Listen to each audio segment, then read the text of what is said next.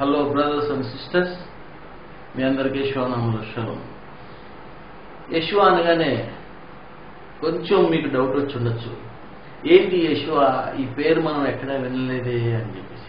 ఈ యెషువా మరి ఎవరో కాదు, నజారేత్ అనే ఊర్లో పుట్టిన మన లోక రక్షకుడే యెషువా మెస్సియా. ఇది మీకు ఇంకా క్లారిటీ అవ్వాలంటే మన తెలుగు బైబిల్ 1818లో వచ్చింది మనకి. అయితే తెలుగు బైబిల్ ట్రాన్స్లేషన్ అవ్వకముందు ఎక్కడి నుంచి ట్రాన్స్లేషన్ అయింది? ఆదిమ హీబ్రూ గ్రంథం నుంచి మనకి ట్రాన్స్లేషన్ అయింది. మరి ఆదిమ హీబ్రూలో ఆయన అసలైన పేరు ఏమిటి? ఆయన అసలైన నామం ఏమిటి? యెహోవా. తండ్రి పేరు యెహోవా. అది తెలుగులో యెహోవాగా తర్జుమా తీశారు. మరి కుమారుడు మన లోకరక్షకుడు పేరేంటి? యెషువా మెస్సియా. తెలుగులో ఏమన్నా రాశారు? యేసు క్రీస్తు. అభిషేక్తుడు అంటే క్రీస్తు కదా. అభిషేక్తుడు అంటే హీబ్రూలో ఏంటి? మెస్సియా. అలాగే తెలుగులో యెషువా మెస్సియా అనేది హీబ్రూలో ఏదైతే ఉందో తెలుగులో యేసు క్రీస్తు రాశారు. కాబట్టి మనం ఈ యొక్క వాక్యంలో వాడబడినది ఏంటంటే, నజరేయుడైన యెషువా మెస్సియా యొక్క పరిశుద్ధ నామం, అన్ని నామముల కన్నా పైన నామం యెషువా మెస్సియా నామం. కాబట్టి ఈ యొక్క మీడియాలో యెషువా మెస్సియా అనే ఒరిజినల్ నేమ్సే పలకడం జరుగుతుంది. కాబట్టి నా యొక్క సహోదరులు మనం అర్థం చేసుకోవాల్సిందిగా నేను కోరుకుంటున్నాను. మరొకసారి ఈ యొక్క నామం గురించి మీకు మరి తేట తెల్లముగా మరొకసారి మీకు చెప్పదలుచుకున్నాను. ప్రియ సహోదరులారా, ఇప్పుడు నేను మీతో మనం చర్చించిన విషయం, నేను మీకు తెలియజేయబోయే విషయం ఏంటంటే, లేఖనానుసారంగా ఆయన నజరేయుడైన యెషువా మెస్సియా పునరుద్ధాన దినం ఏ రోజు? అందరూ ఏమనుకుంటున్నారు? ఆదివారం పునరుద్ధానుడని అనుకుంటున్నారు. లేఖనం ఆదివారం పునరుద్ధానుడని చెప్తుందా? లేఖనంలో అలాగే ఉందా? యెషువా ఆదివారమే పునరుద్ధానుడయ్యాడని మరి లేఖనం ఎక్కడన్నా సెలవిచ్చిందా? ఇవన్నీ మనం తెలుసుకోవాలి. ఇది యెషువా మెస్సియా మినిస్ట్రీస్ వారి సత్య సువార్త ప్రకటన చేస్తారు. ఇది యెషువా మెస్సియా మినిస్ట్రీస్ వారి సత్య సువార్త ప్రకటన చేయవచ్చు. ఎందుకంటే ఈ సర్వ సత్యానికి, ఈ సర్వలోకములకు ఒక నిజమైన సువార్త ప్రకటించబడాలనే ఒక ఆకాంక్షతో ఇది స్థాపించడం జరిగింది. అయితే ఈ యెషువా మెస్సియా మినిస్ట్రీస్ వారు ఈ సర్వసత్యం ఏంటి అనేది లేఖన పరిశోధన కేంద్రం అన్నమాట. యెషువా మెస్సియా మినిస్ట్రీస్ వారి సర్వసత్య పరిశోధన లేఖన పరిశోధన కేంద్రం. ఈ లేఖన పరిశోధన కేంద్రంలో దేని గురించి లేఖనాన్ని పరిశోధించుతున్నారు అనే విషయానికి వస్తే అనేకమైన మర్మాలు సోదరులు, అనేకమైన విషయాలు, అనేకమైన గూఢార్థముగా పలికినవి, అనేకమైన రహస్యమైన ఆయన బయలుపరిచాడు. నిజం ప్రియ సోదరులు, అనేకమైన ఆయన బయలుపరిచాడు. అదే నేను మీతో పంచుకోవాలనుకుంటున్నాను. ఏమి బయలుపరిచాడు ఆయన నాకు? ఎట్టి రీతిగా ఆయన నాకు బయలుపరిచాడు, అదే రీతిగా నేను మీతో మాట్లాడుతున్నాను. నిజంగా ఆయన పునరుద్ధాన దినం ఆదివారమేనా? మరి ఆదివారం కాబట్టి వీళ్ళందరూ ప్రపంచం అంతా ఆదివారమే పునరుద్ధాన దినం అని చర్చలకు వెళ్తున్నారే. నిజంగా ఆయన ఆదివారం వెళ్ళించాడా? లేఖనం అలాగే చెప్తున్నారు. అసలు నిజమైన పునరుద్ధానం ఆదివారమా లేక శనివారమా? లేఖనానుసారం ఏ రోజు ఈ రోజు తెలియాలి మనకి. ఆయన గురించి ప్రాణం అర్పించే మనకి ఆయన ఎప్పుడు పుట్టాడో తెలియదు, ఎక్కడ పుట్టాడో తెలియదు, ఎప్పుడు చనిపోయాడో తెలియదు, ఎప్పుడు లేచాడో తెలియదు స్టేజ్లో నేటి క్రైస్తత్వం నేటి స్టేజ్లో ఆ రకంగా ఆయన ఏంటో, ఆయన పునరుద్ధాన బలం ఏంటో తెలుసుకునే స్టేజ్లో ఈనాటి క్రైస్తవులు తెలియని భక్తిలో మునిగిపోయి ఉన్నారు సోదరులారా. కానీ మనం తెలియబడాలి. లేఖను ఏ విధం చేతనైనా మనం తెలియబడాలి. ఎందుకంటే మనం ఆయన ఆసక్తితో వెతికితే ఆయన తప్పనిసరికి మనకు కనపడతారు సోదరులారా. నన్ను వెతుకువారు నన్ను కనుగొందున్నారు. నిజం సోదరా. ఆయన మనం వెతికితే ఒక్కడుగు ఆయన వైపు మనం వేయగలిగితే ఆయన 10 అడుగులు మన వైపు వేసుకుని వస్తాడు. నీవు నా తట్టు తిరగలేదు, నేను మీ తట్టు తిరుగుతాను అని చెప్తున్నాడు. ఒక్కసారి మనం లేఖనాల తట్టు తిరుగుతాం. అసలు ఆయన ఎప్పుడు వచ్చాడు, ఎలా వచ్చాడు, ఏం చేశాడు మనం తెలుసుకోవాలి.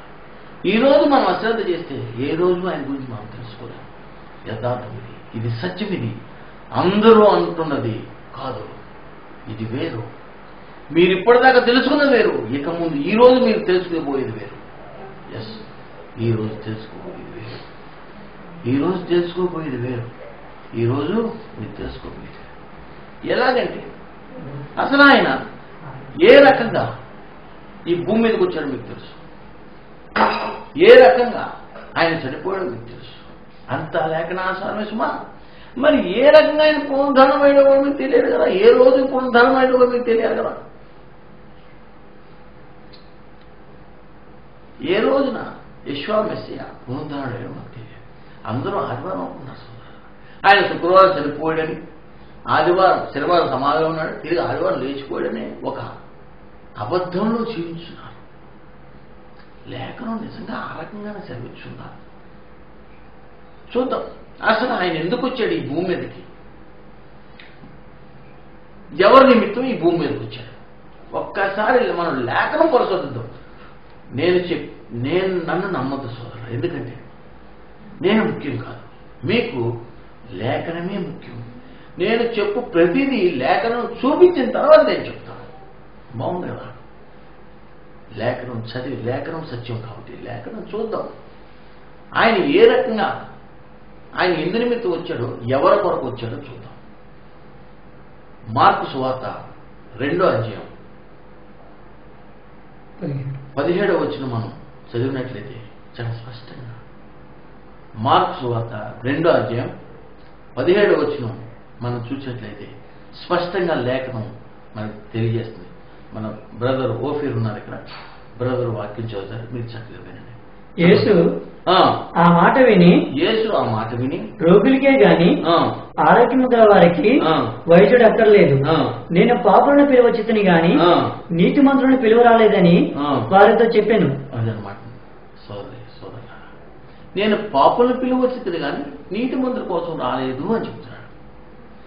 అయితే మనం ఏం చేస్తాం, విన్నపాలు చేస్తాం. ఏం విన్నపాలు చేస్తాం, 3 రోజులు 4 రోజులు ప్రార్థన చేసి మోకాల మీద మోకాలు చెప్పులు అరిగిపోయేలాగా ప్రార్థన చేస్తాం. ఏమని, నాకు ఇలా చేయి ప్రభు, అలా చేయి ప్రభు, ఇలా చేయి ప్రభు అని మనం మన విన్నపాల పత్రం మీద ఒక సంతకం చేస్తాం. ఏమని, నేను పాపిని ప్రభు అని. ఇంకోటి అన్నాడు, నేను ఘోర పాపిని ఆయన అన్నాడు.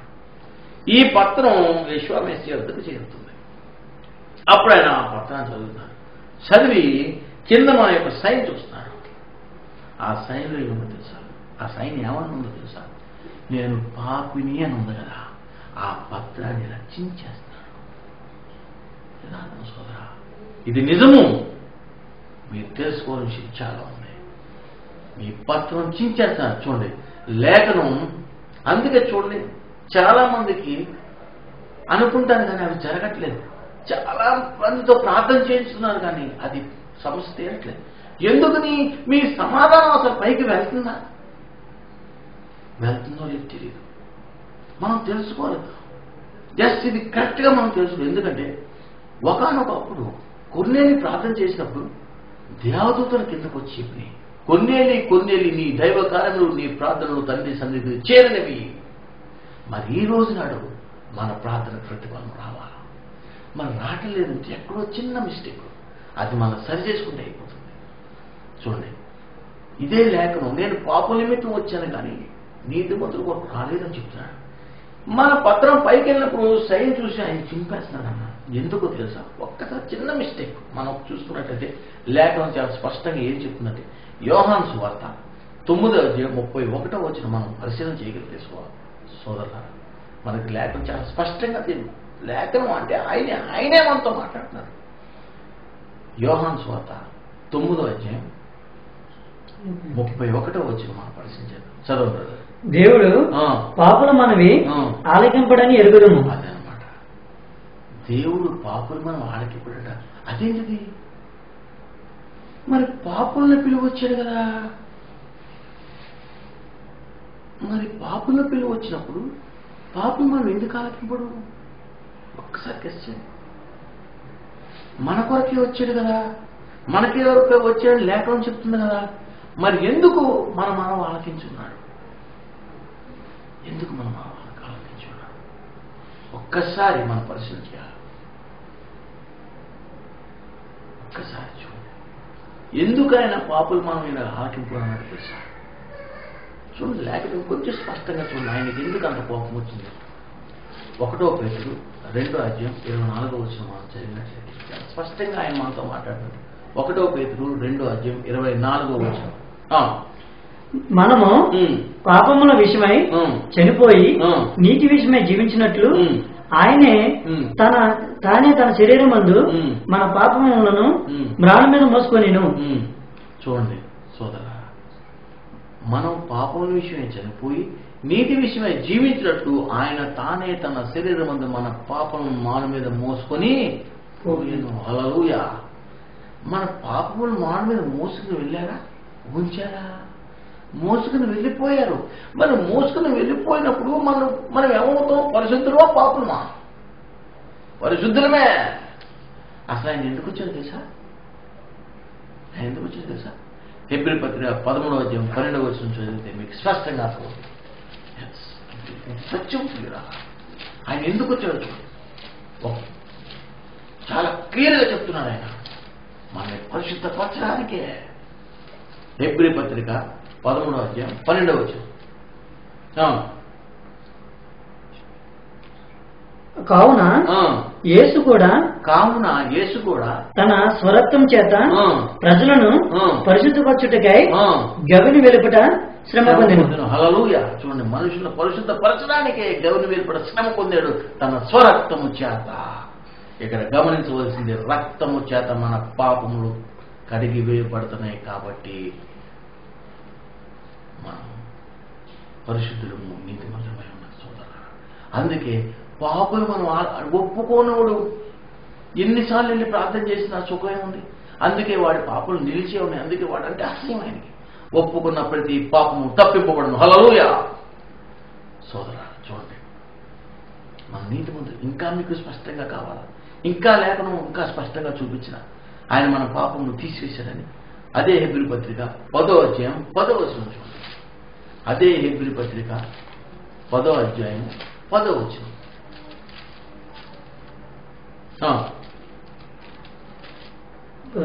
యేసుక్రీస్తు యొక్క శరీరం ఒక్కసారి అర్పింపబడు చేత ఆ చిత్తమును బట్టి మనం పరిశుద్ధపరచబడి ఉన్నాము. హల్లెలూయా. దేవునికి స్తోత్రం, మహిమ కలుగును గాక. హల్లెలూయా. చూడండి ప్రియ సహోదరి సహోదరులారా, ఆయన స్వరక్తం చేత మనల్ని పరిశుద్ధపరిచాడు. మరి ఆ పరిశుద్ధ స్థలం విడిచి మన ఎద్దుకు వచ్చాడు. ఎవరి ఎద్దుకు వచ్చాడు? పాపుల ఎద్దుకు వచ్చాడు. మరి పాపిస్తాను ఎవరు తీసుకున్నారు? చాలా స్పష్టంగా ఉంది. 2 కొరింథీ 5వ అధ్యాయం 21వ వచనం మనం పరిశీలన చేస్తే ప్రియులారా, మన చాలా స్పష్టంగా లేఖనం చెప్తుంది. పరిశుద్ధ స్థలము ఆయనది, మనకిచ్చారు. మరి మన ప్లేస్ ఎవరు తీసుకున్నారు? చూడండి, 2 కొరింథీ 5వ అధ్యాయం 21వ వచనం చదవండి బ్రదర్. ఎందుకనగా మనం ఆయన దేవుని నీతి అగునట్లు పాపం మెరుగని ఆయన మన కోసము పాపముగా చేసాము. చూడండి, పాపం మెరుగని ఆయన మన కోసము పాపముగా చేసెను. హల్లెలూయా. చూడండి, పాపం మెరుగని ఆయన పరిశుద్ధుడు, నీతిమంతుడు. ఆ యొక్క నీతిమంతుడు పరిశుద్ధ స్థలాన్ని విడిచి పాపుల కొరకు వచ్చాడు. ఈ స్థానం తను తీసుకుని తన స్థానం మనకిచ్చాడు. ఇది నిజం సోదరా. ఎందుకో తెలుసా? నేను ఎందుకు పరిశుద్ధపరిచాడో తెలుసా? చూపిస్తాను. ఇంకా స్పష్టంగా లేఖనం ఏపీసీ పత్రిక 1వ అధ్యాయం 6వ వచనం మీరు చదివినట్లయితే ఇంకా స్పష్టంగా నేను ఎందుకు పరిశుద్ధపరిచాడో కూడా మీకు క్లియర్గా తేట తెలము చేస్తాను. హెబ్రీ పత్రిక 1వ ఏపీసీ పత్రిక 1వ అధ్యాయం 6వ వచనం చదువుతాను. ప్రియునియందు తను ఉచితంగా మనకు అనుగ్రహించిన తన కృపా మహిమకు కీర్తి ఎగినట్లు తన చిత్త ప్రకారమైన దయ సంకల్పం చొప్పున యేసుక్రీస్తు ద్వారా తన కుమారుగా స్వీకరించుటకై మనల్ని ముందుగా తన కోసం నిర్ణయించుకుని మనము తన ఎదుట పరిశుద్ధమును మనము తన ఎదుట ఎవరి ఎదుట దేవుని యొక్క కుమారుని ఎదుట తన ఎదుట పరిశుద్ధము అవునట్టు పరిశుద్ధమను నిర్దోషమున్నాయి ఉండవలనని జగత్తు పునాది వేయబడక మునిపే ప్రేమ చేత ఆయన క్రీస్తులో మనల్ని ఏర్పరచుకున్నాను. చూసారా సహోదరా, లేఖనం ఎంత స్పష్టంగా తెలియచ్చు. ఇవి మనం తెలుసుకోలేకపోతే ఇంకేముంది సోదరా? ఈ పరిశుద్ధ స్థలాన్ని మనకి ఇచ్చాడు. ఎందుకు ఇచ్చాడు? పరిశుద్ధ స్థలం మనం తన ఎదుట కూర్చోడానికి పాపను కూర్చోవలేదు. అందుకని తన రక్తం చిందించాడు. ఈ రక్తం ఎలా చిందించాడు ఇప్పుడు మనకు కావాలి. అసలు రక్తం ఎందుకు చిందించాలన్నది పాయింట్. ఆయన ఎలా రక్తం చిందించాడు, అసలు ఆయన ఎందుకు చిందించాడు అన్నది క్లియర్గా మనకి లేఖనం చెప్తుంది. 1 కొరింథీ 5:7 మనం చదివినట్లు చాలా స్పష్టంగా లేఖనం ఉంది. ఈ పాపాన్ని ఈయన ఎలా తీసివేశాడో మనకు తెలియాలి. చూడండి, 1 కొరింథీ 5:7 మీరు పులిపిండి లేనివారు కనుక క్రొత్తముతో అవుటకై పాతదాని మీద పులిపిండిని తీసి పారవేయుడి. ఇంతేకాక క్రీస్తు అను మన పస్కా పశువు వధింపబడిను. చూడండి, క్రీస్తును మన పస్కా పశువు వధింపబడెను. ఈయన పశు అవతారం ఇచ్చాడు. చూడండి, ఈయన పస్కా రోజున ఎవరిని బలివ్వాలి? పశువుని బలివ్వాలి. మరి అది ఏ రోజు? ఈయన చనిపోయింది ఏ రోజు? మరి దానికి దీనికి సంబంధం ఉందా? ఎస్, సంబంధం ఉంది. పస్కా ఏ రోజు తెలుసా? అసలు బలి ఏ రోజు ఇవ్వాలి తెలుసా? పస్కా అంటే పాప విమోచన పండగ. ఆ రోజు మనం చేసిన యొక్క పాపంలోకి విమోచన బలి, గొర్రె మేకలు తీసుకెళ్లి పౌరాలు తీసుకెళ్లి బలిచ్చే రోజు. అది ఏ రోజు వస్తుందో తెలుసా? ఏప్రిల్ నెలలో మొదటి నెల వస్తుంది. ఆ మొదటి నెల పేరు నీసాన్. ఇది లేఖనం చెప్తుంది చూడరా.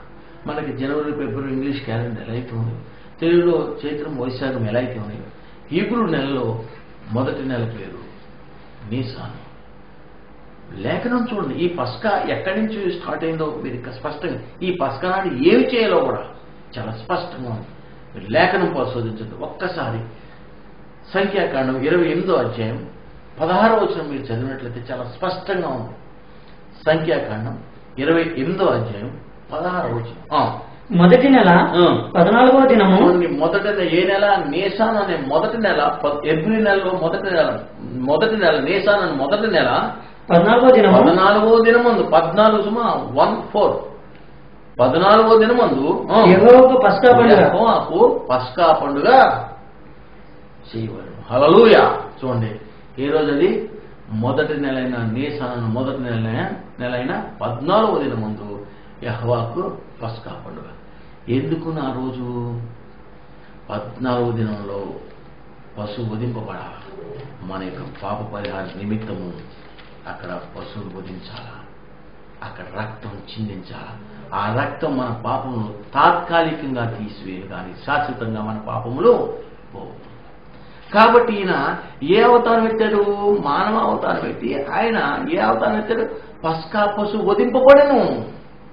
1 కొరింథీ 5:7 ఏం చెప్తుంది? క్రీస్తు అని మన పస్కా, అభిషిక్తుడని మన పస్కా పశువు వధింపబడెను. హల్లెలూయా. మరి ఏ రోజు వధింపబడినాయా? ఏ రోజు? అర్థం కాలేదు సోదరా. ఏ రోజు వధింపబడిన? మొదటి నెల 14వ దినమందు పస్కా పశువు వధింపబడా. మరి వీళ్ళందరూ అనుకుంటున్నట్టు ఆయన శుక్రవారం చనిపోడు అనుకుంటున్నారా? మరి ఎలాగ శుక్రవారం చనిపోడు, ఎలాగ ఆదివారం లేచిపోయాడు సోదరా? మరి నేటి క్రైస్తవులకు ఇది తెలీదా? మరి బైబిల్ లేఖనాలను ఎప్పుడు పరిశోధించలేదా? మరి పస్కా రోజున పులిన రొట్టెల పండుగ ఆచరించాలంటే మరి వీళ్ళు ఏ రోజు ఆచరించుతున్నారు? ఒక్కసారి ఒక్కసారి మీరు ఆదివారం ఎందుకు చర్చికి వెళ్తున్నారో మీకు తెలుసా? పరిశీలన చేయండి. ఒక్కసారి మీ మనస్సాక్షిని అడగండి.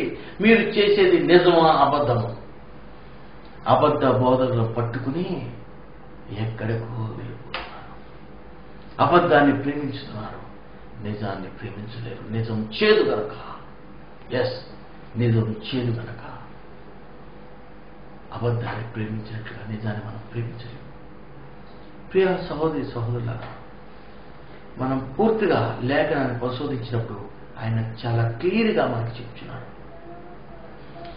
ఏ విధంగా ఆయన మనకి చెప్తున్నాడు అన్నది. ఈయన 14వ తారీఖున చనిపోయడానికి నిదర్శనాలేవి? లేఖనం ఉంది సుమా. లేఖనం నా నోటి మాట చెల్లదు. వీళ్ళు ఏ రకంగా ఈయన శుక్రవారం చనిపోవడం అంటున్నారు, లేఖనం చూపించలేరు. కానీ శుక్రవారం చనిపోలేదని, ఆదివారం లేవలేదని లేఖనాలు నా దగ్గర ఉన్నాయి. ఎస్, ఇది సత్యము. ఆదివారం లేచాడు క్రీస్తు, యెషువా. వీళ్ళు క్రీస్తు అనుకున్న యెషువా మెస్సీయ, నజరుడైన యెషువా మెస్సీయ ఆదివారం లేచాడు. వారి దగ్గర ప్రూఫ్ లేవు. వారు కేవలం నోటి మాట వల్ల కొట్టుకొస్తున్నారు, కానీ వారి దగ్గర ప్రూఫ్ లేదు. వారు అసత్యవాదులు. సత్యం వారికి తెలియదు. ఎస్, ఇది నిజము. సత్యం వారికి ఎంత మాత్రము తెలియదు. ఇదిగో సత్యం ఈ రోజు మీ వద్దకు వచ్చి ఉన్నది. సత్యం మీ ముందు నిలిచి ఉంది. వినండి, తెలుసుకోండి. ఆయన ఏ రోజు చనిపోయాడో, ఏ రోజు లేచాడో మీకు ఈ రోజే మీకు తెలియజేస్తాను. ఎస్, ఆయన ఎప్పుడు చనిపోయాడు? బుధవారం చనిపోయాడు. శుక్రవారం కాసుమా? No no no. ఒకవేళ నిజంగా శుక్రవారం చనిపోవడం అనుకున్నాం 10 నిమిషాలు. శుక్రవారం చనిపోతే అసలు అందరూ చెప్తున్నారు కదా, అందరూ ఏమని చెప్తున్నారు? దేవాలయాన్ని పడగొట్టి 3 దినాల్లో కట్టువాడా, నిన్ను నీవే రక్షించుకోని. ఈ మాట చాలా మంది విన్నారు. ఇవే బాగా చదువుతారు. మన సహోదరులు ఏం చేస్తారు? సహోదరులు ఇవే బాగా చదువుతారు. అందుకని దేవాలయాన్ని 3 దినాలు పడగొట్టి లేపుతానే ఆయన హృదయం అనేది, ఆయన శరీరం అనే దేవాలయం, కానీ ఆ దేవాలయం కాదని మనకు రాసిన చెప్పారు కదా. కానీ అక్కడ మనకు అర్థం కాని చాలా విషయాలు ఉన్నాయి.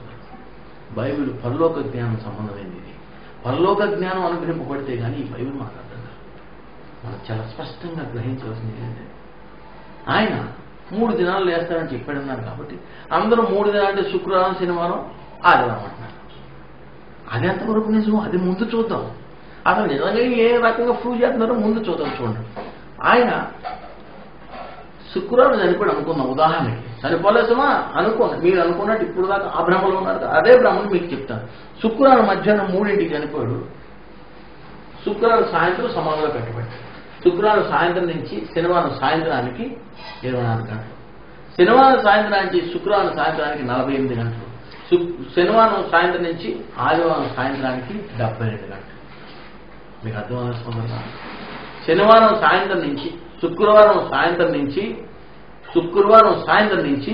శనివారం సాయంత్రానికి 24 గంటలు.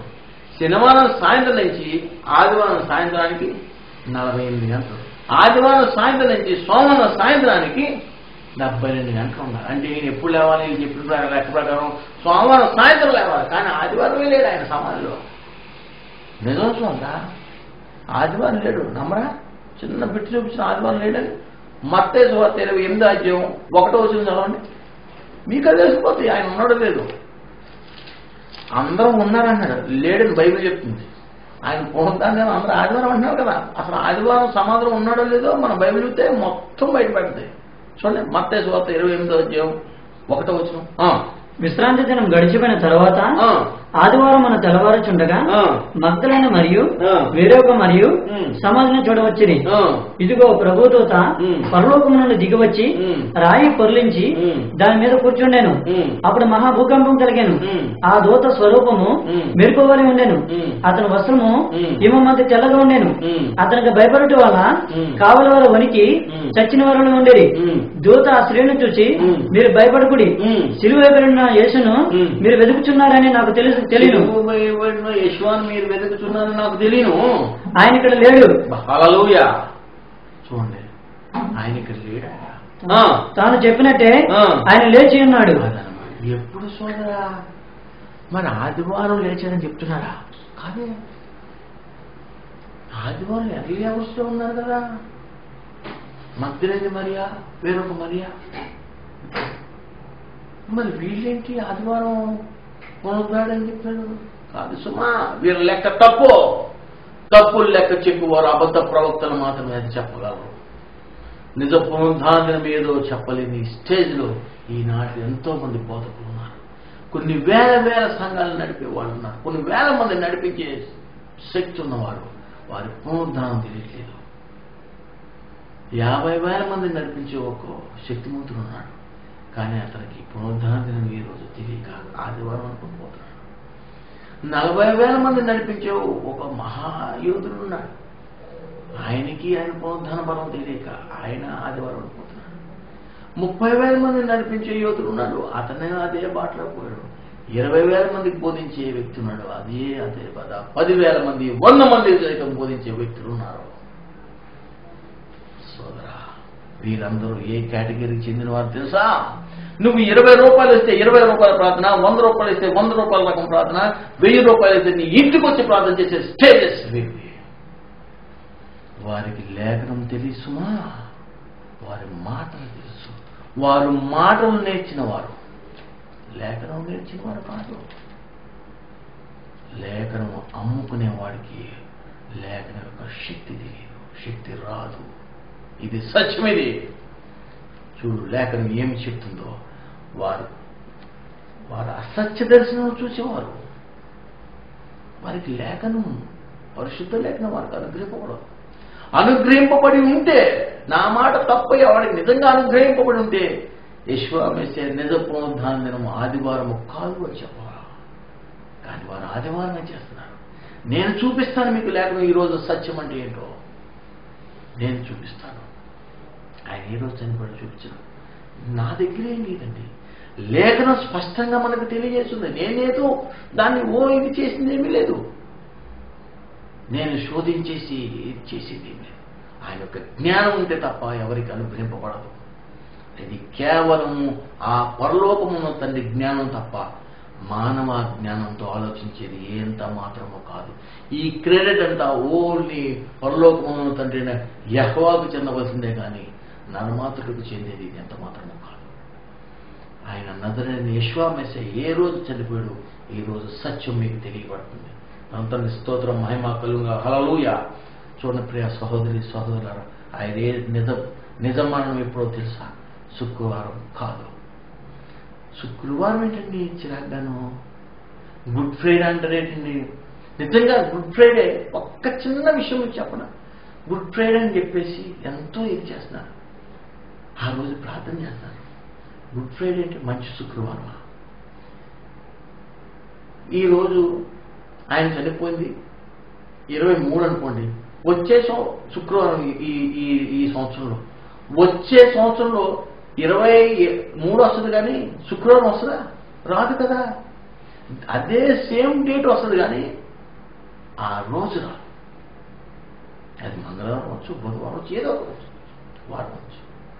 మరి ఈ మాత్రం జ్ఞానం ఇంతమంది 1000 మందికి బోధించేవాడికి లేదంటారా? లేదని చెప్పాలా? వారు చెప్పింది అసత్యమనేవా? ఎందుకంటే లేఖనం ఆయన నిజమైన మరణ దినాన్ని సూచిస్తుంది. ఆయన నిజమైన మరణ దినాన్ని చాలా స్పష్టంగా సూచిస్తుంది. సహోదరులారా, వెతకాలి. నన్ను వెతుకు వారికి నన్ను నేను కనపరుచుకుంటున్నాను. వెతక్కే చాలా మందికి దొరకట్లేదు. వెతుకుదాం. చూడండి, ఆయన ఎప్పుడు చనిపోయాడో కరెక్ట్గా క్లియర్గా లేఖనాన్ని ఈ రోజు నాడు మీ ముందు ఉంచుతున్నాను. ఇది సత్యము. మీరే అనండి ఇది సత్యం అని మీరే అంటారు. మీరే బైబిల్ తీయండి. మీరు బైబిల్ తీయండి, కూర్చోండి, ముందు కూర్చోండి. నేను చెప్పింది అబద్ధమైతే నాకు వెంటనే ఫోన్ కాల్ చేయండి. నువ్వు చెప్పింది తప్పు అని చెప్పండి. ఎస్, ఇప్పుడు చూడండి ఆయన ఎప్పుడు నిజంగా చనిపోయాడు. ప్రవక్తలు అందరూ ఏ విధంగా చెప్తున్నారు? పుడతారని ఏ విధంగా చెప్పారు, చనిపోతారని ఆ విధంగా చెప్పారు, తిరిగి లేకపోతారని ఆ విధంగా చెప్పారు. ఆ లేఖనాలే మనం చూద్దాం. దానియేలు గ్రంథము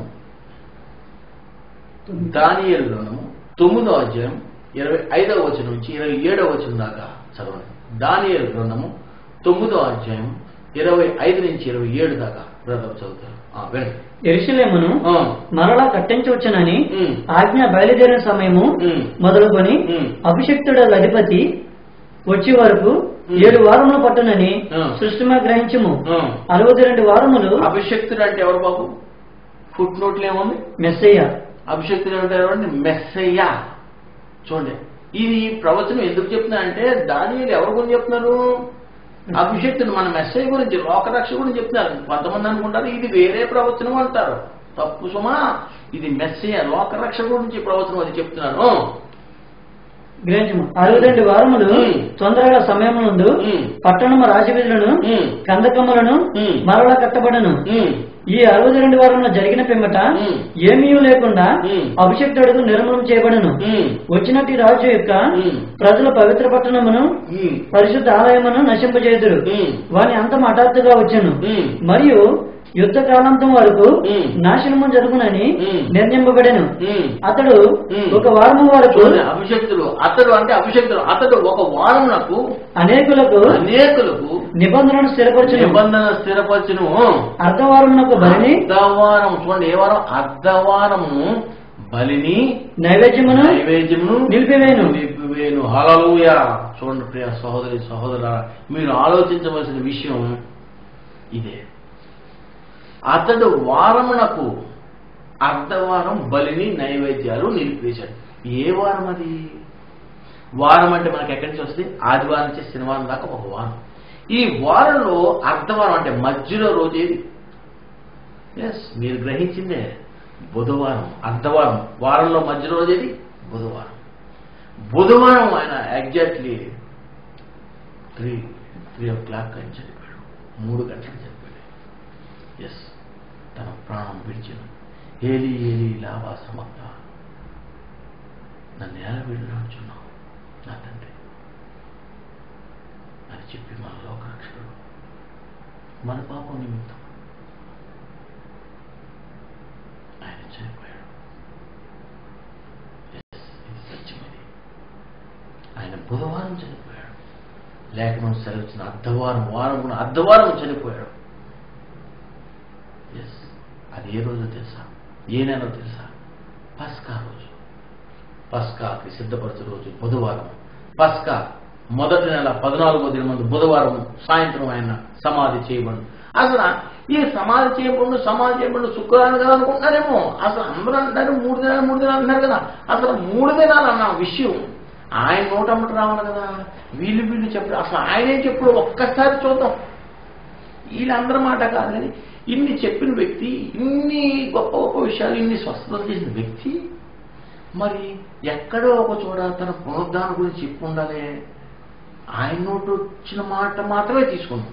చూడండి, మత్తయి సువార్త 12వ అధ్యాయం 40వ వచనం మనం చాలా స్పష్టంగా లేఖనం తెలియజేస్తుంది ఆయన ఎప్పుడు ఎలా ఎక్కడ ఉంటాడు. మత్తయి సువార్త 12వ అధ్యాయం 40వ వచనం యోనా 3 రాత్రింబగళ్ళు 3 రాత్రులు 3 పగళ్ళు తిమింగలము కడుపులో ఎలాగుండెనో అలాగే మనిషి కుమారుడు 3 రాత్రింబగళ్ళు 3 పగళ్ళు భూగర్భంలో ఉండును. హల్లెలూయా. దేవునికి మహిమ ఘనత కలుగును గాక. ప్రియ సహోదరులారా, 3 దినాలు వేరు, 3 రాత్రులు 3 పగళ్ళు వేరు సోదరా. 3 దినాలకి 3 రాత్రులు 3 పగలు రావు. 3 రాత్రులకి 3 పగలకి చాలా వ్యత్యాసం, చాలా తేడా. 3 రాత్రులు 3 పగలు కలిపి ఎన్ని గంటలు తెలుసా? 72 గంటలు వస్తుంది. ఆయన ఎప్పుడు చనిపోయాడు తెలుసా సోదరా? మనము చనిపోయిందే 3ంటికి చనిపోయాడు కదా. 3ంటి నుంచి లెక్కేయకూడదు. భూగర్భంలో పెట్టిన దగ్గర నుంచి లెక్కేయాలి. భూగర్భంలో ఎప్పుడు పెట్టారు? సాయంత్రం. ఎప్పుడు? సిద్ధపరుచు దినం బుధవారం సాయంత్రం భూగర్భంలో పెట్టారు.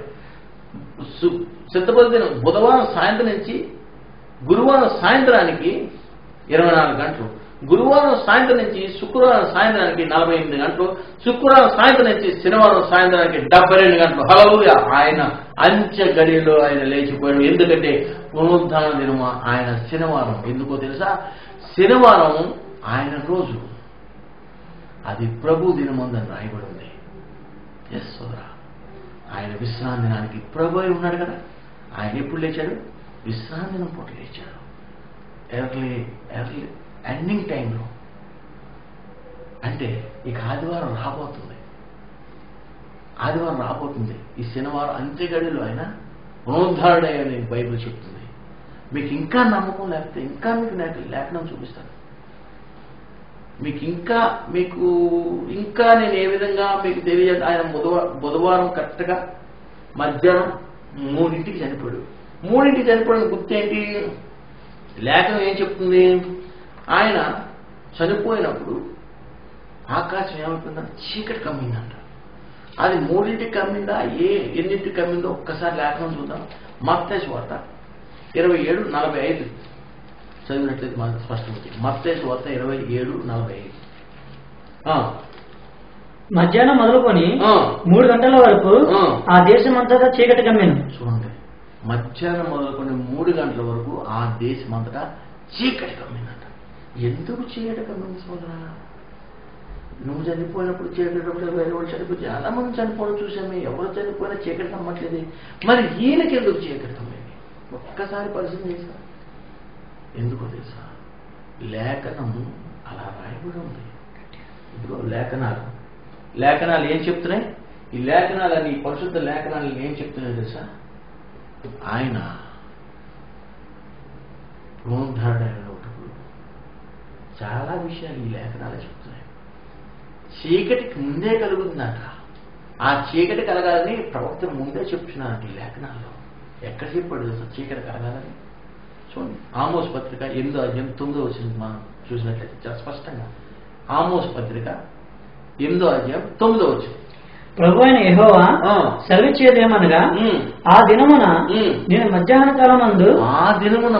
కాలమందు సూర్యుని అస్తమింపజేయుదును, పగటి వేళను భూమికి చీకటి కమ్మజేయుదును. హల్లెలూయా. చూడండి సోదరా, లేఖనం ఇక్కడ రాసిన లేఖనం అక్కడ నెరవేర్చడానికి ఆయన ఏం చేశాడు? చీకటి చేశాడు. అంతేకాదు, అక్కడే ఉంది సోదరా. ఆమోస్ పత్రిక 8:9 తర్వాత చూసినట్లయితే అక్కడ పండగ ఉంది. చూడండి, చదవండి. మీ పండుగ దినములను, మీ పండుగ ఏ పండుగది? పస్కా పండుగ. మీ పండుగ దినమును దుఃఖ దినములుగాను మీ పాటలను ప్రారంభంగాను మార్చుతును. వారు పస్కా ఆచరించాలా? ఆ పస్కా రోజున ఏమైపోయింది? దేవాలయపు నెల నడినెట్లు చిరిగిపోయింది. భూమి వణుకును, బండలు బద్దలైపోయింది. వారి పాలన పడిపోయింది, పగిలిపోయింది, భూకంపం వచ్చేసింది. వారి పండగ దినం ఏది? వారు ఎంతో చక్కగా ఆచరించే విమోచన దినం అది. విమోచింపబడ్డారు సుమా. విమోచకుడు విమోచించాడు. మన రక్షకుడైన యేషువా మెస్సీయ మనందరి పాపము విమోచించాడు. కానీ ఆయన్ని నమ్మని యూదులు విమోచింపబడలేదు. ఆయన సిలువ వేశారు, మానకెక్కించేదాకా వారికి లేదు. ఎటువంటి స్టేజ్లో వారు ఉండిపోయారు చూడు సహోదరులు. యథార్థం, ఆయన చనిపోయింది, బుధవారం చనిపోయాడు. 3 రాత్రులు 3 పగళ్ళు శనివారం అంచెగడి ఎందుకు లేచారు. ఒకవేళ మీకు ఇంకా డౌట్ ఉంది, శుక్రవారం వాళ్ళు సాంబ్రాన్ని దోపు ఎన్నికుండా పరిమళ తయారు కొనుక్కొచ్చారు అనుకుంటున్నారా? అది ఎలా ఉందో మీరే చదువురు. కానీ అది ఎంతవరకు నిజమో. ఎందుకంటే కొంతమంది చాలా మంది ఇదిగోండి మగ్ధలేని మరియా ఆ స్త్రీలు ఆ యొక్క షాపులకి వెళ్ళి మరి ఆయన సమాధి దగ్గరికి వెళ్ళి ఎలా ఉందో చూసి వెళ్ళిపోయి సుగంధ పూయాలని తీసుకొచ్చారు కదా అనుకుంటున్నారేమో. అది కరెక్టే. కానీ అందులో ఉన్న మిస్టేక్ ఏంటంటే చిన్న చిన్న పొరపాట్లు ఉన్నాయి. ఏంటంటే అది శుక్రవారం వెళ్ళారు. ఎప్పుడు వెళ్ళారు వాళ్ళు? శుక్రవారం. కానీ ఇది మహావిశ్రాంతి దినం. ఎప్పుడు? పస్కా పండుగ అనేది వారంలో వచ్చినప్పుడు, ఒక పండుగ వచ్చినప్పుడు, వారం మధ్యలో ఏదైనా పండుగ వస్తే అది మహావిశ్రాంతి దినం అవుతుంది. మీకు ఇంకా క్లారిటీ అవ్వాలంటే అది మహావిశ్రాంతి దినమో కాదో, ఆయన చనిపోయిన మన్నాడు మహావిశ్రాంతి అని బైబిల్ చదువుతూ యోహాను సువార్త 19:31 చూడండి. అది మహావిశ్రాంతి దినం అని లేఖనం సెలవించింది. యోహాను సువార్త 19:31 వచ్చింది. ఆ దినము సిద్ధపరచు దినము. ఆ దినము సిద్ధపరచు దినం. మరుసటి విశ్రాంతి దినము. ఏ దినము? మరుసటి విశ్రాంతి. కానీ ఆదించప్పుడు విశ్రాంతి దినం కాదమ్మా, మరుసటి విశ్రాంతి దినము. మహాదినము కనుక అన్నమాట. మరుసటి విశ్రాంతి దినం ఏ దినం అంట? మహాదినం. అదే మహా విశ్రాంతి దినం అంటారు. ఆజ్ఞ చెప్పు వచ్చే విశ్రాంతి దినం కాదు. ఈయన బుధవారం సమాధిలో పెట్టారు కదా, గురువారం సమాధిలో ఎలా పెట్టారో చూడడానికి వీళ్ళు ఏం చేశారు, వెళ్లకుండా శుక్రవారం వెళ్ళారు. ఎప్పుడు శుక్రవారం ఎందుకు వెళ్ళారు తెలుసా? సుగంధ ద్రవ్యాలు ఎప్పుడు కావాలి? మనిషి చనిపోయినప్పుడు కావాలా, మనిషి లేచాక కావాలా? అందరికీ మనిషి చనిపోయేటప్పుడు కావాలి. ఎందుకంటే అప్పుడు దాకా ఎవడు తిరిగి లేవలేదు కాబట్టి. కానీ వీళ్ళు చనిపోయిన తర్వాత ఆల్రెడీ సమాధిలో ఉన్నాక వీళ్ళు వెళ్ళారు. ఎక్కడికి వెళ్ళారు? సుగంధ ద్రవ్యాలు కొనడానికి ఎటు వెళ్ళారు? చిన్నముగా సమాధి దగ్గరికి వెళ్ళి ఆయన దేహము ఆయన సమాధి ఎలాగుందో చూసి సిద్ధపరిచిన వస్తుంది కాబట్టి, ఏ రోజు సిద్ధపడి ఆఖరి చెప్పిన విశ్రాంతిని సిద్ధపరిచిన శనివారం వస్తుంది కాబట్టి, విశ్రాంతిని వస్తుంది కాబట్టి సిద్ధపరిదినమైన ఆఖరి చెప్పిన విశ్రాంతిమైన శనివారం సిద్ధపరిదినం ఏది? శుక్రవారం. వీళ్ళు ఏం చేశారు? శుక్రవారం సాయంత్రం ఈయన చూసి వెళ్ళి సుగంధ ద్రవ్యాలు కొనుక్కొచ్చారు. ఇది నేను చెప్పే మాట కాదండి, బైబిల్ లేకుండా సెలవుచ్చింది. చూడండి, లోకాసు వార్త 23:54 నుంచి మనం చదివినట్లయితే చాలా క్లియర్గా ఉంది. లోకాసు వార్త 23:54. ఆ దినము సిద్ధపరిచే దినము, ఆ దినము సిద్ధపరిచే దినము, విశ్రాంతి దినము ఆరంభం కావచ్చు. విశ్రాంతి దినము ఆరంభం అంటే ఆజ్ఞ చొప్పున విశ్రాంతి ఆరంభం కావచ్చు.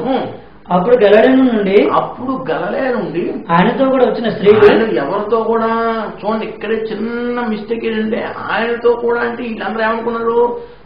యెషువాతో అనుకున్నారు, యేసుక్రీస్తు అనుకున్నారు. అలా కాదు సుమా. వీళ్ళు ఎప్పుడు వెళ్ళారు?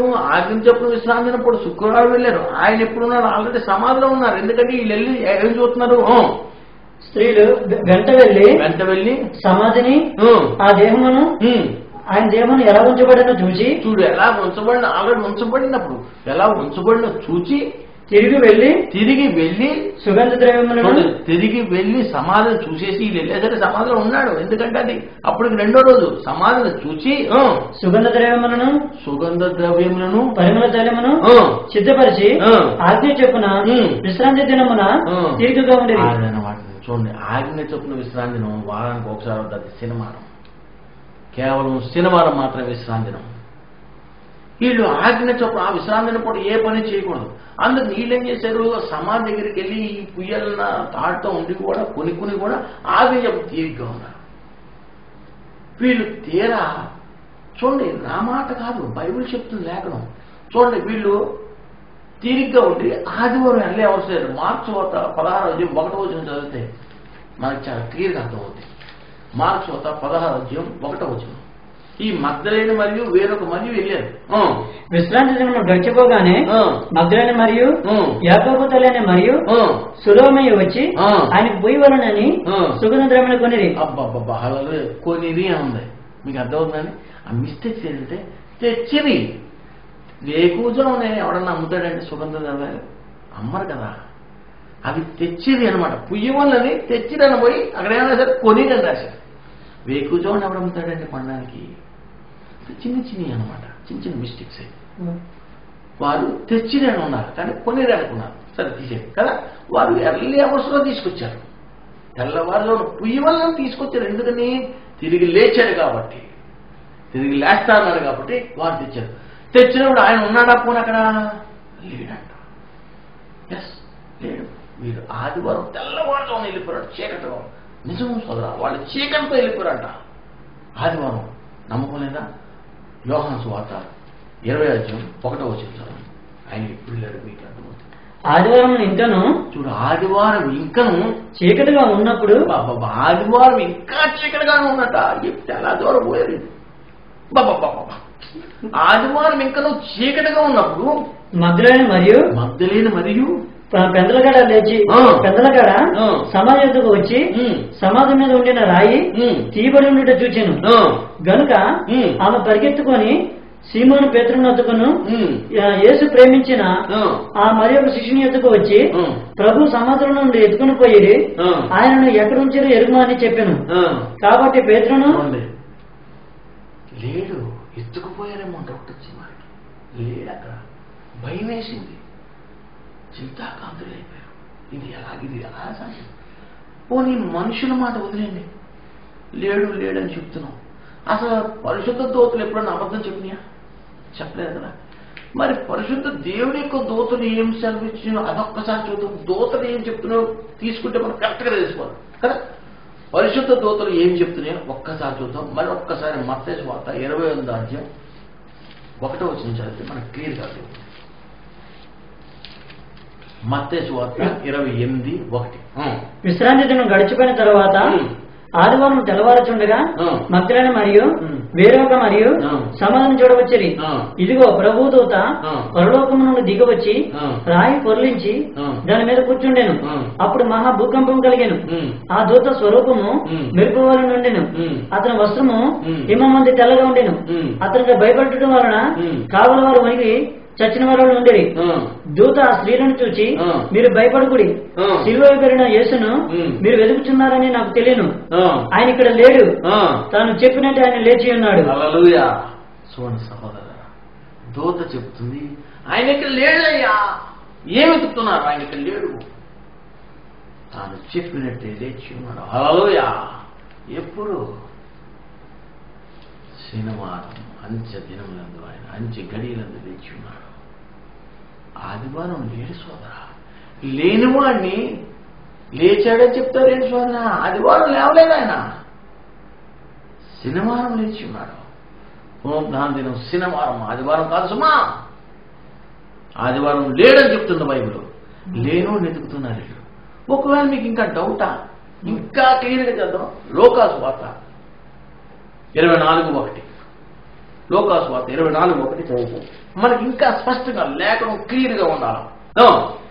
ఆదివారం తెల్లవారుచుండగా ఆ స్త్రీ తమ సిద్ధపరిచిన సుగంధ ద్రవ్యములను తీసుకుని సమాధి వద్దకు వచ్చి సమాధి ముందర ఉండిన రాయి దొల్లింపబడినట్లు చూసి లోపలికి వెళ్ళేది గాని ప్రభువైన యేసు దేహము వారికి కనబడలేదు. ఇంతకీ సమాధి దగ్గరికి వెళ్ళిపోయి ఈ పరిమళ తల్లి పుయ్యారు కదా, అవి సిద్ధపడి వెళ్ళారు లోనికి. కానీ యెషువా దేహం వారికి, యెషువా మెస్సే దేహం వారికి కనబడలేదు. ఇందుని గురించి వారికి ఏమీ తోచకుండా ప్రకాశమైన వస్త్రములు ధరించిన, చూడండి, వారికి తెలియజేయడానికి నరమాత్రులు రాలేదు సుమా, ప్రకాశమైన వస్త్రం ధరించుకుని దూతలు వచ్చినారు. ఇద్దరు మనుషులు వారి ఎదురు నిలబడి వారు భయపడి ముఖములను ఎనమోపి ఉండగా, మీరు సజీవుడైన వారిని మీరు ఎందుకు మృతులు వెతుకుతున్నారు? చూడండి, ఆయన ఇక్కడ లేడు, ఆయన ఇక్కడ లేడని చెప్తున్నారు. ఆయన లేచి ఉన్నాడు. ఆయన ఇంకా గలిలే ఉండి, ఆయన ఇక్కడ లేడు, ఆయన లేచి ఉన్నాడు. మరి వీళ్ళు ఎందుకు, మరి ఆయన ఏం చెప్పాడు అసలు? వీళ్ళు ఎందుకు లేను అని ఎతుకుతున్నారు? ఒక్కసారి చూడండి, ఆ రోజు ఏం మిస్టేక్ జరిగిందో ఈ రోజు నేను మీకు వివరించుతాను. ఆ రాత్రి ఏం జరిగిందో మీకు చెప్తున్నాను. ఎందుకో తెలుసా? ఆ రోజు చాలా మిస్టేక్ జరిగింది. ఆయన గలిలే ఒక సంగతి చెప్పాడంట. ఏమని? మనిషి కుమారు పాపిష్ఠులైన మనుషులకు అప్పగింపబడి 3వ దినం ముందు లేవలసి ఉన్నది అని చెప్పాడంట. నేను గలిలే ఉంటాను అని చెప్పాడంట. వీళ్ళేం చేశారు? అదంతా మర్చిపోయారు. ఆయన ఏం చెప్పాడు అంతా పోయింది. వీళ్ళు ఆజ్ఞ చెప్పిన విశ్రాంతి కూడా తీరిక కూర్చున్నారు. అసలు విషయం అది. ఆజ్ఞ చెప్పిన విశ్రాంతి కూడా తీరిక కూర్చుని తెల్లవారు తెలియారు. ఎక్కడికి? సమాధి. మరి అక్కడ ఉన్నాడు ఆయన. ఆయన లేడు. ఇది సత్యం. వాళ్ళు మర్చిపోయారండి. మగ్దలేని మరియా, వేరొక మరియా, శిష్యులు అందరూ పోయారు. అందరూ ఒక దెబ్బ పోయారు. ఎందుకు తెలుసా? ఈ యుగ సంబంధమైన దేవత తమ యెషువా మెస్సియా మహిమ మనకి వారికి ప్రకాశింపకుండా నిమిత్తం ఈ యుగ సంబంధమైన దేవత వారి మనోనేతరం గుడ్డితనం కలుగజేసింది. ఇది సత్యం. ఇది మగ్దలేని మరియా, వేరొక మరియా, సమస్త శిష్యులు ఆయన చెప్పిన మాట పెడ చెవిని పెట్టి ఆజ్ఞ చెప్పిన విశ్రాంతిని పాటించారు. దానికి ఆయన అక్కడ లేడు. ఆయన చెప్పినట్టే విశ్రాంతిని ముందు ఆయన లేచి ఉన్నాడు. చూడండి, చదవండి. లోకాసు వార్త 24వ అధ్యాయం 6వ వచనం చదివినట్లయితే, లోకాసు వార్త 24వ అధ్యాయం 6వ వచనం చదివినట్టు ఆయన చెప్తున్నాడు, ఆయన ఇక్కడ లేడు, ఆయన ఇక్కడ లేడు, ఆయన లేచి ఉన్నాడు. ఆయన ఇంకా గలిలో నుండి ఉన్నప్పుడు మనుష్య కుమారుడు పాపిష్ఠులైన మనుషుల చేతికి అప్పగింపబడి సిలువ వేయబడి 3వ దినమందు లేవాల్సి ఉన్నదని ఆయన మీతో చెప్పిన మాట జ్ఞాపకం చేసుకున్నాడని. జ్ఞాపకం చేసుకోండి సుమ అంటే మర్చిపోయారు. మర్చిపోయారని బైబిల్ చెప్తుంది, దూత చెప్తుంది. మీరు మర్చిపోయారు కాబట్టి ఇక్కడే ఎదుగుతున్నారు. మీరు సజీవుడమైన వాడిని మృతులు ఎందుకు ఎదుగుతున్నారు అంటే మర్చిపోయారు కదా. చూడండి స్పష్టంగా ఆయన చెప్పిన మాట మీరు జ్ఞాపకం చేసుకోండి అని చెప్పింది. ఇప్పుడు వీళ్ళేం చేయాలా? అప్పుడు వారి మాటలు జ్ఞాపకం చేసుకొని, అప్పుడు వారు ఆ మాటలు జ్ఞాపకం చేసుకొని సమాధి యొద్ద నుండి తిరిగి వెళ్ళి ఈ సంగతులన్నీ 1100 శిష్యులకును తగ్గిన వారందరికీ తెలియజేసేది. సోదరా, ఒక్కసారి అర్థం చేసుకోండి. లేఖనం ఏ రకంగా సెలవిచ్చున్నదో వారు మర్చిపోయారు. వాళ్ళే మర్చిపోయారు కదా, మరి వీళ్ళేంటి చూసినట్టు చెప్తున్నారు మీ వాళ్ళందరూ. ఇది ఎలా ఉంది ఒక్కసారి. బైబిల్లో ఉన్నది వేరు సోదరా. బైబిల్లో స్పష్టంగా లేఖనం ఒకటి ఉంటే వీళ్ళు ఇంకోటి చెప్తున్నారు. బాబా, ఉన్నది చెప్పని వాడు అసత్యవాది, ఉన్నది చెప్పువాడు సత్యవాది. మీరు అసత్యంలో ఉన్నారో సత్యంలో ఉన్నారో నేడు మీకు తెలుసుకోవాల్సిన పని ఉన్నది. ప్రియ సహోదరి సహోదరులారా, మీరు అసత్యంలో ఉన్నారో సత్యంలో ఉన్నారో మీకు తెలుసుకోవాలి. సత్యం ఏంటో తెలుసా? లేఖనానుసారంగా ఆయన ఎలా అయితే పుట్టి ఉన్నాడో, లేఖనానుసారం ఆయన ఎలా అయితే పెరిగి ఉన్నాడో, లేఖనానుసారం ఆయన ఎలా అయితే మృతి పొంది ఉన్నాడో, లేఖనానుసారం అలాగే లేపబడి ఉండాలా. లేఖనం ముందు సెలవివ్వాలా. సెలవిచ్చింది ఆయన పునరుద్ధరణని లేఖనం సెలవిచ్చింది. ఎక్కడో తెలుసా? నేటి క్రైస్తత్వానికి ఆయన లేఖనానుసారం పునరుద్ధరణని ఎక్కడో తెలుసా? చూడండి 1 కొరింథీ 15వ అధ్యాయం 3వ వచనం 4వ వచనం చదివితే క్లియర్గా మీకు అర్థం ఉంది. 1 కొరింథీ 15వ అధ్యాయం 3వ వచనం 4వ వచనం. నాకు ఈబడిన ఉపదేశమును మొదట మీకు అప్పగించింది. అదేమనగా లేఖనముల ప్రకారము క్రీస్తు మన పాపముల నిమిత్తము, లేఖనం ప్రకారం అభిషక్తుడు మన పాపముల నిమిత్తము మృతి పొందెను. హల్లెలూయా. సమాధి చేయబడెను. లేఖనముల ప్రకారము 3వ దినమందు లేపబడును. హల్లెలూయా. దేవుడికి మహిమ ఘనత ఆయనకే చెల్లును. హల్లెలూయా. సోదరా, లేఖనం చెప్తుందంట ఆయన లేఖనం ప్రకారం చనిపోయాను, లేఖనం ప్రకారం తిరిగి లేచినను. మరి ఏ లేఖనం చెప్తుంది సోదరా ఈయనకు ఆదివారం లేచాడని బైబిల్ ఈ రకంగా బోధించుతుంటే తప్పుగా? బైబిల్ సత్యం సుమా. మనుషుడు ఇచ్చిన బట్టి లేఖనం నెరవేరలేదు. ఆయన పరిశుద్ధాత్మ శక్తిని బట్టి లేఖనం నెరవేరిందని నేను ప్రూవ్ చేస్తాను. మీకు కొన్ని విషయాలు మీకు క్లియర్ అయిందండి? ఒక్కసారి మీరు ఆలోచించుకోండి. ఆయన పునరుద్ధాన దినం ఆదివారం కాదు, శనివారం పునరుద్ధాన దినం. ఇది సత్యం. ఇది లేఖనానుసారం ఆయన శుక్రవారం చనిపోలేదు, లేఖనానుసారం ఆయన బుధవారం చనిపోయాడు. 3 రాత్రులు 3 పగళ్ళు ఆయన భూగర్భంలో ఉన్నారు. ఇది సత్యం. ఇది సత్యం, ముమ్మాటికి సత్యం. ఇంకా కొన్ని విషయాలు నా ఇతర ముందు క్యాసెట్లో నేను అవి మీకు మరి ప్రకటించమన్నాను. ఇంకా నేను చేసిన ముందు క్యాసెట్లో మీరు చూసినట్లయితే కొన్ని ఇంకా ఇంపార్టెంట్ ఉన్నాయి సహోదరులు. ఆ ముందు క్యాసెట్లో నెంబర్ 1 క్యాసెట్లో యెషూవా మెస్సీయ ఎలాగ ఈ భూమి మీదకి వచ్చాడు, ఎలా పుట్టాడు చాలా క్లియర్గా ఉంది. 1-2 విషయాలు మీతో చెప్పనా ఆయన పుట్టు గురించి? అందరూ డిసెంబర్ 25 పుట్టాడు అంటారు. క్రైస్తత్వం అంతా ప్రపంచమంతా ఒకటి, రాజకుమారు ఒకటి, ప్రపంచమంతా ఒకటి కావచ్చు, రాజకుమార్ అంతా ఒకటి. ఆనాడు 400 మంది ప్రవక్తలు వేరు, ఏరియా వేరు. ఈనాడు ప్రపంచమంతా వేరు, ఈ రాజకుమార్ వేరు. ఎస్, నిజమండి, ఇది సత్యం. ఇది మీకు డౌటా? చిన్నది క్లారిఫై ఉన్నాను. మీ డిసెంబర్ 25 నాడు ఆ ముందు రోజు 4 రోజుల ముందు రోజు మీ ఇంటి గడప మీద ద్వారబంధాల మీద ఒక నోటీస్ ఉంటుంది. ఏమని? క్రీస్తు నేడు పుట్టెను, హల్లెలూయా. మరి రాసిన సమట అక్కడ డేట్ అయిపోయినాడు, ఒక్కనాడని అడిగారా? ఏ రోజు ఆయన పుట్టింది? మరి నేడంటే ఈ రోజేనా? నువ్వు ఏ రోజు అంటే చూడ, అసలు పుట్టినరోజు పోయింది. ఇంకొకడు సెమీ క్రిస్మస్ అని నెల ముందు మొదలు పెడుతున్నాడు దండుకోవడానికి. తప్పు సుమా. ఆయన నిజ బర్త్డే ఉంది, నాకు పుట్టినరోజు ఉంది, అల్పుడు అయోగ్యుడైన నాకే ఒక పుట్టినరోజు ఉంది. ఎందుకు? పనికిరాని సహోదరులకి పుట్టినరోజు ఉన్నప్పుడు మరి ఆయన మానవావతారం ఎత్తిన వాడికి పుట్టినరోజు లేడా? ఏమంది? నాకు తెలియక అడుగుతాను. పశువుల పాకలో పుట్టాడా?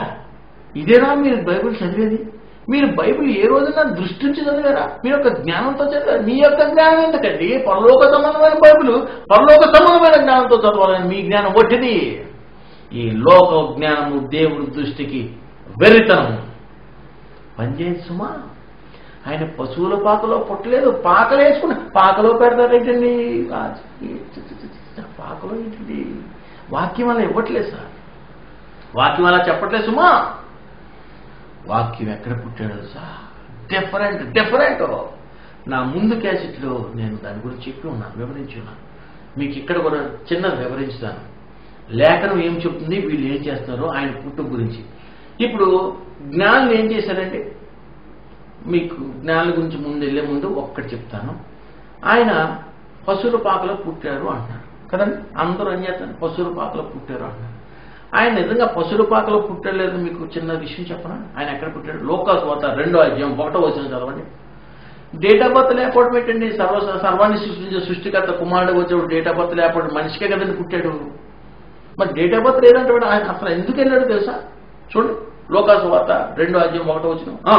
ఆ దినములలో సర్వలోకమునకు ప్రజా సంఖ్య రాయవలనని. ఇంకేంటి సార్? ఆ దినములో సర్వలోకమునకు ప్రజా సంఖ్య రాయవలనని కైసరు ఐగుప్తు వలన ఆజ్ఞ.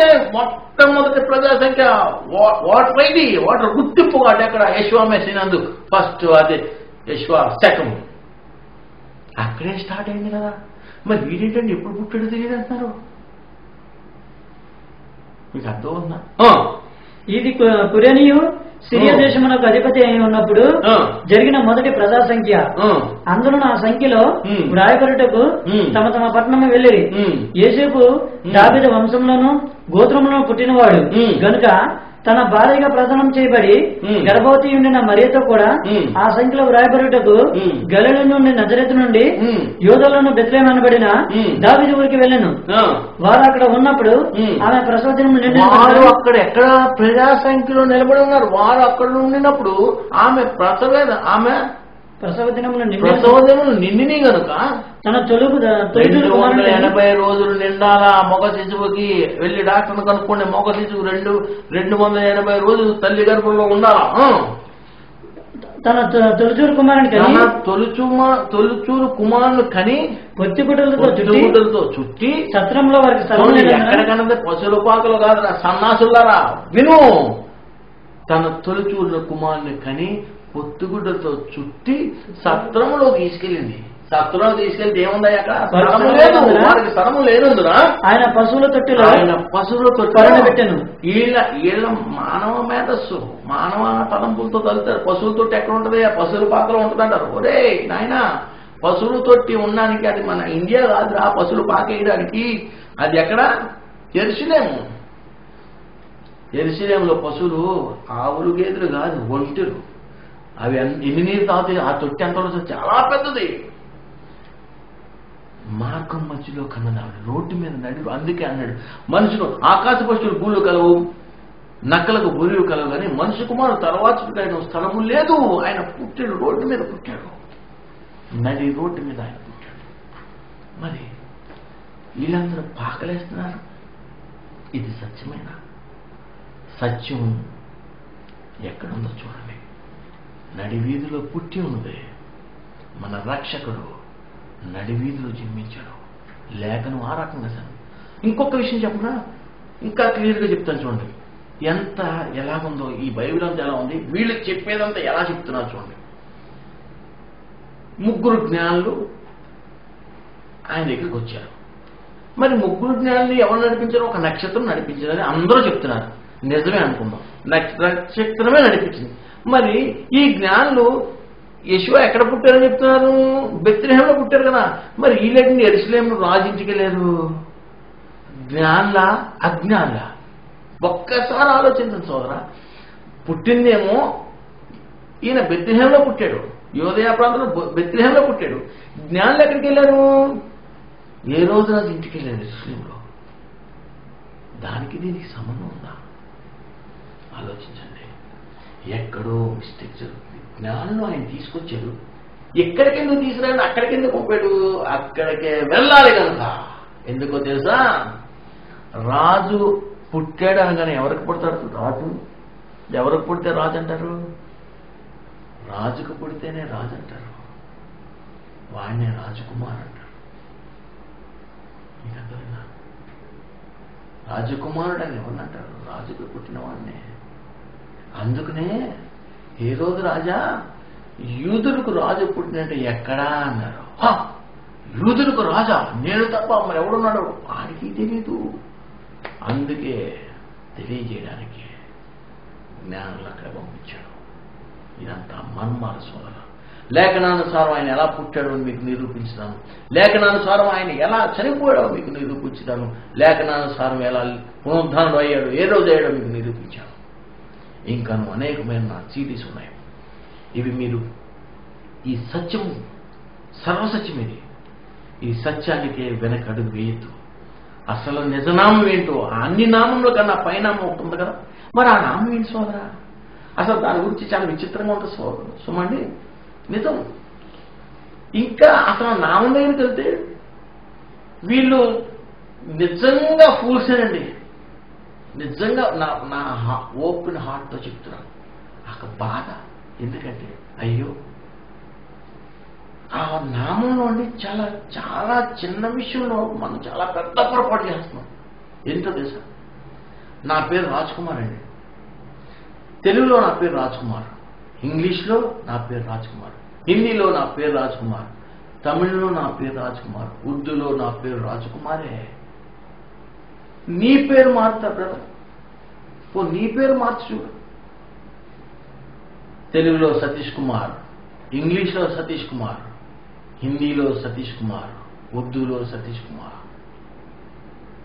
పోనీ ఇంకో సహోదరుడు మారుతా, తెలుగులో సుందర్రావు, హిందీలో సుందర్రావు, ఇంగ్లీష్లో సుందర్రావు, ఉర్దూలో సుందర్రావు. పోనీ ఇంకొకటి మార్చండి, ఇంకొక సహోదరుది. తెలుగులో ఓఫీర్, ఇంగ్లీష్లో ఓఫీర్, ఉర్దూలో ఓఫీర్. మారట్లేదే. మరి మారనవాడి పేరు మార్చా? ఆలోచించు సోదరా. బాబా ఇది ఎలా ఉంటుందంటే, మారనవాడి, మనం మారిపోయే మనుషులు, మరి ఆయన మారనవాడు కదా, మారనవాడి పేరు మార్చా? మారకూడదు, ఎంత మాత్రం మారకూడదు సుమా. ఒక్కసారి చూడండి, తెలుగులో ఆయన పేరు యేసు క్రీస్తు, ఇంగ్లీష్లో జీసస్ క్రైస్ట్, ఉర్దూలో ఈసా, హిందీలో యేసు మెస్సియా. ఇదేంటి? అస్సాంలో డూర్ బాల్ అంటారు, అస్సాంలో డూర్ బాల్, డూర్ అంటే యేసు, బాల్ అంటే క్రీస్తు అని. ఇన్ని రకాలుగా ఎలా మారిపోయింది? ఇవి మార్పు చేశారు, మారలేదు. అందుకే హీబ్రూ బైబిల్లో ఆయన ఒరిజినల్ అన్ని నామముల కన్నా పై నామం గురించి నేను నా మొదట మాట్లాడిన క్యాసెట్లో ఉంది. ఆ నామం గురించి మాట్లాడిన క్యాసెట్లో మీరు స్పష్టంగా ఉంటారు. మీరు ప్రతి వారము మరి మా యొక్క యెషువా మెస్సియా మినిస్ట్రీస్ వారి సర్వసత్య సువార్త ప్రకటింపబడుతుంది. ప్రతి వారం మీరు తప్పనిసరిగా ఈ విషయాలన్నీ మీరు చర్చించి, ఎందుకంటే ఇవి సామాన్యమైన విషయాలు కాదు, మీకు చెప్పింది లేఖనానుసారం చెప్పాను. ఇంకా అనేకమైన మర్మాలు. మనం చనిపోతే ఈ ఆత్మ ఎక్కడికి వెళ్తుంది, ఎక్కడెక్కడికి వెళ్తుంది, ఇవన్నీ మనం తెలుసుకోవాలి. అనేకమైన విషయాలు. అసలు ఆరాధన దినము ఏది? అసలు మనం నిజంగా ఆయన ఆరాధించే దినం ఏది? ఆదివారమా, శనివారమా? ఏ రోజు ఆయన ఆరాధించాలా? ఏ రోజు గుడికి వెళ్ళాలా? ఆదివారం రమ్మని చెప్పిందా గుడి నిన్ను? శనివారం రమ్మని చెప్పిందా? ఏ రోజు తెలియని స్టేజ్లో నువ్వు ఉన్నావు, ఏ రోజు నిన్ను ఆశీర్వదించా, ఏ రోజు నీ దగ్గర డబ్బులు లాక్కున్నావు అనే స్టేజ్లో వాళ్ళు ఉన్నారు. ఎలాగ సోదరా? చాలా విషయాలు ఉన్నాయి. ఆదాముని ఎలాగ నిర్మించాడు, ఆదాము తినవద్దన్న పండు ఎందుకు తిన్నాడు, ఈ మర్మాలు నేను మీతో పంచుకోవాలనుకుంటున్నాను. ఆనాడు ఆదామును సృష్టించి ఏదో అని తోటలోనే ఎందుకు పెట్టాడు? అక్కడే ఉంది. మరి అక్కడ దేవుని సన్నిధైన ఏదేని తోటలోకి సాతానుడు ఎలా ప్రవేశించాడు? మరి నిజంగా ఆ పండు తింటే కళ్ళు తెరవబడతాయి అన్నప్పుడు మరి ఆదాము కన్నా ముందు అవ్వ తిన్నది కదా, మరి అవ్వకెందుకు కళ్ళు తెరవబడలేదు? ఈ క్రైస్తవులకు తెరవబడలేదు. ఆదాము ఆ పండు తింటే కళ్ళు తెరవబడతాయని అందరూ చెప్తున్నారు. మరి ఆదాము కన్నా ముందు అవ్వ తింది కదా, మరి ముందు అవ్వ కళ్ళు తెరవబడాలి కదా. మరి ఇద్దరు తిన్నారు, ఒకసారి తెరవబడ్డం ఏంటి? ఇందులో ఉన్న సీక్రెట్ ఏంటి? ఫస్ట్కి వచ్చిన ఆయన ఏమేసాడు తెలుసా? ఆదాము నువ్వు ఎక్కడున్నావు అన్నాడు. బాబా ఫస్ట్ ప్రశ్న వేసాడు, ఆదాము నువ్వు ఎక్కడా? మరి ఆ పండు తినేటప్పుడు ఈయన ఎక్కడికి వెళ్ళాడండి? అది ఆలోచించరా? నీవు నీ తల్లి గర్భంలో పిండమగల రూపింపబడక మునిపే నీ ఆలోచనలు నాకు తెలుసు అంటున్న వ్యక్తిని మరి ఆదాము ఆ పండు తినేటప్పుడు ఈయన అక్కడ లేడా అంటే ఈయన కనపడదా? మరి ఇది ఎలా జరిగింది? సృష్టి ఎలా జరిగింది? సృష్టికి మూలమెవరు? ఎవరు తయారు చేశారు? ఎలా తయారయ్యింది? అనేకమైన క్యాసెట్లు, ఇతర క్యాసెట్లు మీరు చూడొచ్చు. ఇంకొక విషయం, ఈ క్యాసెట్ మీరు సిటీ కేబుల్లో తప్పనిసరిగా చూడండి. లేదంటే నా సహోదరుల ఫోన్ నెంబర్లు ఉన్నాయి ఇందులో. ఆ సహోదరులు ఫోన్ చేసి అడిగినప్పుడు మీకు ఫ్రీ గిఫ్ట్ ఇది. నేను వాక్యాన్ని ఇతరులాగా అమ్మే వ్యక్తిని కాదు. నేను వాక్యాన్ని అమ్ముకుని తినను. నేను పొట్టకూటి గురించి నేను బాగుపడను. పొట్టకూటి గురించి నేను బైబిల్ చెప్పను. పొట్టకూటి గురించి నేను బైబిల్ పట్టుకోను. పొట్టకూటి గురించి నేను ప్రార్థన చేయను. యథార్థవంతుడు ఒకడేని, ఆయన నామం ఒకటే అని, ఆయనే కుమారుడుగా వచ్చాడని నేను విశ్వసించున్నాను. మనసా వాచా కర్మ నేను విశ్వసించున్నాను. ఇదే సత్యము. లేఖనానుసారం అనేకమైన విషయాలు నేను మీ యొక్క వెలుగులో నేను ఉంచుతాను. నాకు ఆయన చీకటిలో నేర్పిన ప్రతిదీ మీకు వెలుగులో నేను ప్రకటిస్తాను. ఇది తప్ప, ఈ నామం తప్ప, యెషువా మెస్సీయ నామం తప్ప మరి ఆకాశం కింద ఈ మండలం మరి ఏ నామంలో రక్షణ లేదని నేను ఏకైక వ్యక్తిగా బోధిస్తున్నాను. అనేకులు బోధిస్తున్నారు యెషువా మెస్సీయ నామని. కానీ ధైర్యం లేక, శక్తి లేక, ఇంటర్నెట్ల ద్వారా, బ్లూటూత్ ద్వారా, ఆటూత్ ద్వారా, ఈటూత్ ద్వారా ప్రకటించారు. కానీ శక్తి గల వాక్యం ఇది సత్యమని అనేకులు ఎదుట గురించి చెప్పలేకపోతున్నారు. అనేకులు మధ్య నిలబడి చెప్పలేకపోతారు. ఈ నామం తప్ప మరి ఏ నామంలో రక్షణ లేదని బైబిల్ లేఖనం సెలవిస్తుంటే వారు భయపడి, జనానికి భయపడి వెనకాల బోధించి చప్పట్లు కొట్టుకుని వారు సంతోషపడుతున్నారు. అటువంటి సంతోషం వద్దు. ఈ ఆ నామం కొరకు నా సహోదరులు ఇంతకు ముందు ఉన్న అపోస్తలులందరూ ఆ నామం కొరకు చనిపోయారు.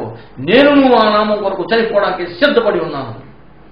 ఆ నామం నిమిత్తం సకల జనుల చేత ద్వేషింపబడతాను. నా మార్గం నచ్చి, నేను నచ్చి, నా మార్గం నచ్చిన వారు నాతో ఉంటారు. ఇది సత్యం. ఇది నిజంగా సర్వ సత్యం అని తెలిస్తే మీరు నన్ను వెంబడించండి.